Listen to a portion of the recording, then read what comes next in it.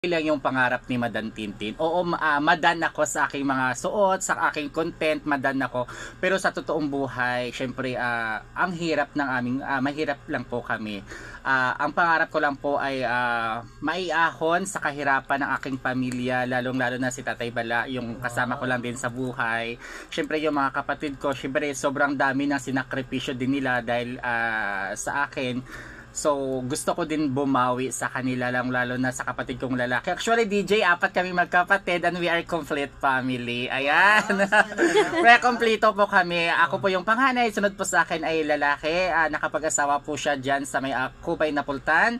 Shoutout nga pala, no, syempre, dyan sa kanyang asawa kay Dayna Alipis. At sa lahat po ng mga Alipis family, dyan po sa Kubay Napultan, magandang umaga at syempre, Happy Valentine's. At ang pangatlong kapatid ko naman, DJ Alden, ay isang member din ng LGBT, sa siyang tomboy. Ayan, at syempre may minamahal din siya sa buhay na for 9 years na sila. Ayan, syempre shoutout din kay Maricel Estrella at sa lahat po ng mga Estrella family dyan po sa 30 Celia si Balam Antique. Ayan.